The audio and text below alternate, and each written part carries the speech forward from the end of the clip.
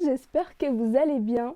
Moi, ça va. Donc aujourd'hui, vidéo un peu spéciale. On va parler de ce que je pense de la Corée après 2 mois ici. Dans cette vidéo, je vais aborder plusieurs thématiques, donc l'internat, la nourriture, les Coréens, le coût de la vie et les cours. Donc pour commencer, on va parler de l'internat.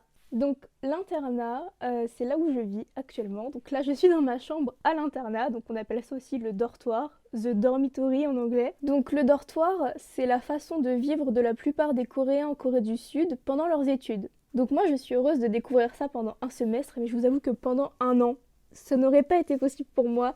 Je pense que j'aurais plutôt pris un appartement. Tout simplement parce que déjà, j'étais pas vraiment amie avec ma coloc. C'est-à-dire que sa présence commençait à m'énerver, les moindres petits bruits qu'elle faisait, même si c'était pas volontaire de sa part, ça m'énervait, ça me trottait dans la tête. Donc là, j'ai gardé vraiment ma patience pendant 2 mois. Là, elle est partie vivre à Séoul, donc j'ai la chambre pour moi toute seule. Mais je vous avoue que pendant 2 mois, j'ai pris sur moi. Et puis maintenant, il y a quoi? Il y a les Allemands d'à côté qui rigolent à 2 h du matin, et il y a le mec au-dessus qui fait des pompes à 2 h du matin. Est-ce que c'est normal? Non. Puis on va pas parler des meufs qui claquent les portes à 2 h du matin aussi. Ça me semble totalement logique de claquer les portes à cette heure. Mes meilleurs amis sont devenus mes bouchons d'oreille. En plus, à l'internat, t'as la cuisine qui est vraiment dégoûtante. T'as les gens qui laissent de la nourriture dans les éviers, et t'as même dans les éviers de la salle de bain des gens qui mettent des légumes et des coquilles d'œufs. Il y a 3 jours, là, il y avait des coquilles d'œufs. Pourquoi? Mets ça dans la poubelle, en fait. Dans la poubelle. Enfin bon, je trouve que les gens manquent vraiment de respect. Alors, c'est parce qu'il y a plusieurs internationaux de différentes cultures, etc. Mais moi, ça me semble logique, par exemple, de mettre mes coquilles d'œufs dans la poubelle.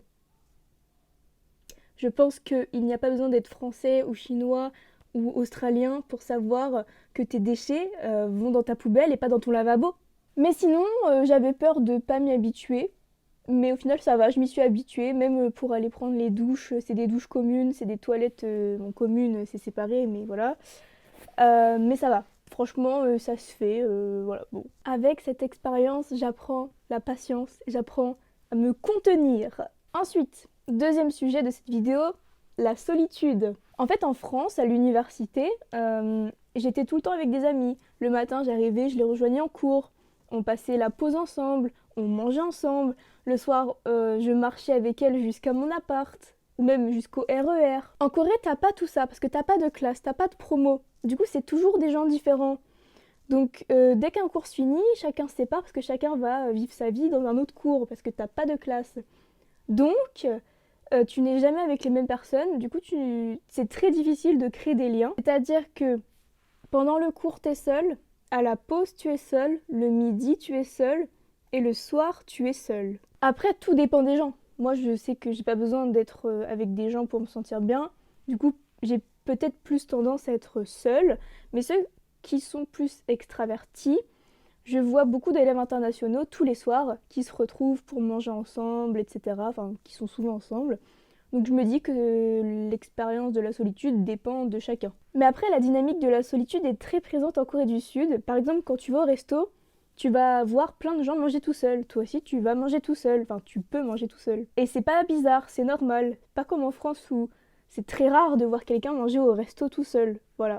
Donc franchement, je pense que c'est quelque chose qui fait partie de la culture du pays en fait. Mais comme je l'ai dit, personnellement, moi j'aime passer des moments seuls de temps en temps, ça me fait du bien pour me ressourcer. Donc c'est pas quelque chose qui me dérange, tant que des fois je passe un peu quand même de temps avec des gens, mais j'ai des amis, je les vois de temps en temps quand j'en ai besoin. Et donc le sujet d'après, belle transition de ma part, c'est les amis. Parce que du coup, c'est pas parce que je ressens de la solitude que je n'ai pas d'amis. Pendant ces 2 mois, j'ai fait des rencontres sympas. Parce qu'en fait, je suis quelqu'un qui aime être entouré de peu de personnes, mais seulement de vrais amis en qui je peux avoir confiance. J'ai donc 3 amis internationaux et 3 amis coréens. Donc je fais souvent des sorties avec les internationaux, comme par exemple au parc, manger des pancakes japonais, etc. Et tous les jeudis, je mange avec un coréen et une coréenne que j'ai rencontré au club photo. Ensuite, pour vous parler des coréens, troisième partie. Déjà, sachez que les coréens parlent très peu anglais ou alors pas du tout. Si vous parlez avec un jeune de notre âge, 20, 30 ans maximum, vous avez peut-être une chance qu'il parle quelques mots d'anglais.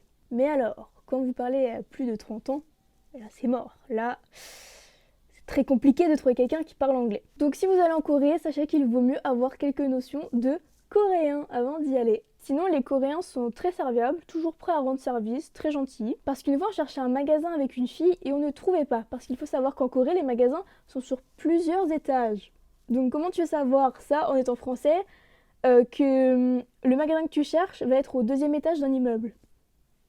Donc on est rentré chez Olive Young, on a demandé à une vendeuse est-ce qu'elle savait où était ce magasin. Et la petite coréenne, elle nous a pris par le bras, puis elle nous a emmenés jusqu'au magasin pour nous montrer où c'était. Trop mignon. Alors que j'imagine mal en France une vendeuse prendre par le bras quelqu'un, sortir de son magasin pour lui montrer où était le magasin que la personne cherchait. Après les Coréens, c'est pas facile de travailler avec eux en groupe parce que je pense qu'ils ont une certaine réserve et ils n'osent pas dire ce qu'ils ont envie de faire. Ou alors peut-être qu'ils ne sont pas assez confiants en leur capacité à parler anglais, je ne sais pas. Mais des fois, ils ne participent pas du tout aux discussions de groupe. Ils sont là, des PNJ. Ce sont clairement des figurants dans les conversations des fois. Et du coup, c'est pas évident pour s'organiser d'avoir un manque de communication. Bon après, la Corée, au final, c'est comme la France, hein, c'est des êtres humains. T'as des gens qui sont sympas, t'as des gens qui sont moins sympas.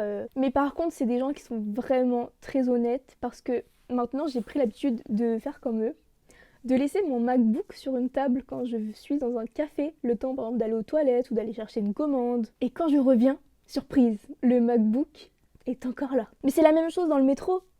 J'ai pris l'habitude de garder mon téléphone dans ma main pendant tout le trajet de 1 heure dans le métro. Mais à Paris, je ne sors même pas mon téléphone dans le métro. Et du coup, ça, c'est vraiment un point que je trouve agréable, c'est la sécurité dans ce pays, en fait. Tu te sens vraiment en sécurité. Ensuite, un autre point qui est très important pour moi, la nourriture. Très important parce que je suis quelqu'un de très difficile. Même en France, je ne mange pas grand-chose. Au début, j'étais en mode, mais trop bien, en Corée, je vais manger grave des onigiri au thon. Mais en fait, j'en ai trop mangé. Parce que du coup, je ne mangeais que ça au début. Donc maintenant, je ne peux plus en manger. Et puis aussi, je mange très peu de viande et de poisson, du coup. Je mange seulement du poulet, du thon en boîte et du saumon. Et aussi, je ne mange pas d'œufs. Sinon, ce serait trop simple. Et ici, qu'est-ce qu'ils mangent? Beaucoup de porc et d'œufs. Donc très bon point pour moi. Du coup, c'est pas facile pour moi de trouver un truc qui me plaise parce que des fois, je vais dans un restaurant et il y a que des trucs au porc. Donc je m'en vais. Après, je me force à goûter des trucs. Hein. Tous les jeudis, je vais au restaurant avec mes potes coréens. Mais du coup, ils m'emmènent dans des restaurants un peu que je choisis pas. Et du coup, la dernière fois, je me suis retrouvée à manger un bouillon à l'os. Un bouillon à l'os. J'étais en mode, il n'y a pas de viande, du coup, je vais prendre ça, hein, mais bon. Je suis désolée si vous entendez du bruit dehors. C'est un mec qui coupe avec une tronçonneuse les arbres, mais tous les jours. Ce qu'on peut retenir, c'est que je fais des efforts. Parce que aussi, c'est pas facile pour moi de cuisiner à l'internat, puisque la cuisine est dégoûtante, comme je vous l'ai dit. Donc je suis obligée d'utiliser que des trucs au micro-ondes, ou alors des trucs que je peux mettre dans mon placard et garder, utiliser quand j'en ai besoin. Comme par exemple un repas que je mange presque tous les jours, du riz avec du thon en boîte et du concombre.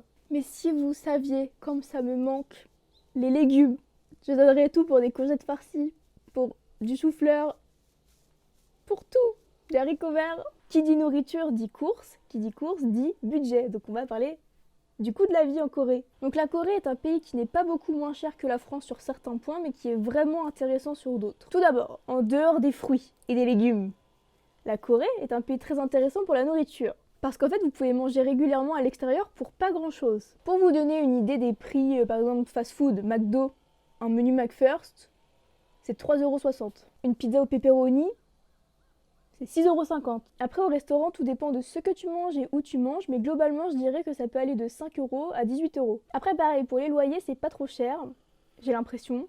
J'ai une amie coréenne qui vit à 20 minutes à pied de l'université, donc dans un studio avec mezzanine. Alors, du coup, ça doit être assez petit, mais je pense que ça passe, tu vois, pour 350 € par mois. Alors, ça peut être plus ou moins cher, on a tous nos références. Moi, je prends comme référence la région parisienne. Pareil, pour l'internat, j'ai payé environ 950 000 won pour 4 mois. ce qui fait à peu près 170 € par mois. Et du coup, ça me permet de garder de l'argent pour faire des sorties et des activités avec mes copines. Puis pareil, les sorties et les activités, ça coûte beaucoup moins cher. À Disney, tu payes 90 € voire plus. À Lotte World, une journée, ça m'a coûté 32 €. Ensuite, partie suivante, les cours. Donc les cours, c'est beaucoup plus théorique que pratique. Et la pratique, c'est comme des exercices un peu, mais très longs, des études de cas très très longues. Donc c'est beaucoup plus complet que ce qu'on fait en France, parce que c'est pas seulement une étude de cas un peu pour valider la matière. C'est plus profond, on va plus loin dans la recherche, c'est plus compliqué. Et puis en classe, mais le silence que c'est. En cours en France, des fois tu peines à entendre le prof. Mais ici, c'est pas pareil. Ici, on entendrait une mouche voler. Les Coréens ne parlent pas du tout. Après, j'ai fait des contrôles là, et je trouve ça dommage que les contrôles ce soit des QCM ou alors des questions-réponses, parce que j'ai l'impression d'être au collège, d'apprendre du cours pour le recracher. Et des fois, ce n'était même pas des trucs qu'on avait vus en cours. J'étais en mode what the fuck, qu'est-ce que c'est que cette question? J'ai plus l'habitude d'apprendre des trucs par cœur pour les recracher dans le vent, quoi. Je vous avoue que je préfère le système français pour les contrôles, d'avoir une problématique, on analyse et on trouve une solution. Après, tout ce que j'ai dit dans cette vidéo, c'est mon avis. Ça vient de mon expérience, de ce que j'ai vécu. Donc ne jugez pas, s'il vous plaît.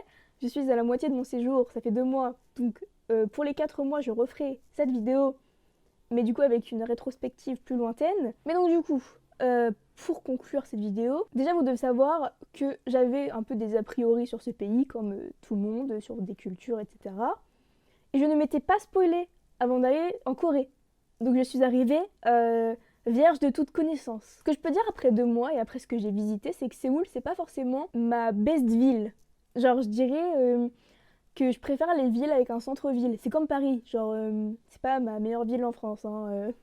Je préfère les plus petites villes où t'as vraiment un centre-ville, que c'est construit centre-ville, agglomération, campagne, voilà. Du coup, comme je vous l'ai dit, la Corée est un pays vraiment agréable pour y vivre. On se sent vraiment en sécurité. Par exemple, je sors souvent le soir pour faire une marche de 30 minutes à 1 heure et j'ai jamais eu de problème. Même les mecs où tu te dis, ah lui, il est un peu chelou, un peu bourré, il marche pas droit, ils te laissent tranquille, hein. Et du coup, c'est vraiment agréable. Après, le seul petit bémol, c'est qu'on peut pas sortir trop loin, trop tard, parce qu'il n'y a plus de bus à partir de minuit. Donc, si tu rates ton bus, tu dois rester là-bas jusqu'à 6 heures. Après, je pense que mon expérience serait vraiment grandement améliorée si j'avais eu l'opportunité d'avoir un appartement avec ma cuisine. Parce que je vous avoue que mon plus gros bémol, c'est la nourriture, comme vous avez dû le comprendre. Parce que du coup, à cause de ça, j'ai ressenti vraiment le manque de la France il y a peut-être 2-3 semaines. Mais c'était vraiment pour la nourriture, quoi. Parce que je ne sais pas quoi manger dans ce pays. Rien ne me tente. Je vous avoue qu'un sandwich poulet mayo avec de la salade et des tomates, je donnerais tout pour pouvoir manger ça le midi, quoi. Après, du coup, je suis vraiment agréablement surprise par ce pays. Je pense que c'est pas mon pays préféré pour m'y installer. Après, je pense que s'y installer quand t'as des enfants, tu dois être tellement sereine de te dire qu'il y a tellement peu de risques qu'il arrive un truc à tes enfants. Mais du coup, oui, pour moi, c'est pas forcément le pays dans lequel je me verrais m'y installer définitivement pour le moment. Mais en tout cas, je suis ultra heureuse d'y être actuellement, d'y vivre actuellement pendant 4 mois, de découvrir cette culture complètement différente de la France. Et du coup, si vous avez l'opportunité de venir, mais saisissez-la, hein. Enfin bref, on touche à la fin de cette vidéo. Donc, si la vidéo t'a plu, tu peux mettre un pouce. Tu peux t'abonner parce que là, on est bientôt aux 100 abonnés. Je suis trop contente. Tu peux commenter en me disant, et toi, qu'est-ce qui te manquerait le plus par rapport à la France? Et en tout cas, je vous souhaite une très bonne journée ou une très bonne soirée. Et à bientôt!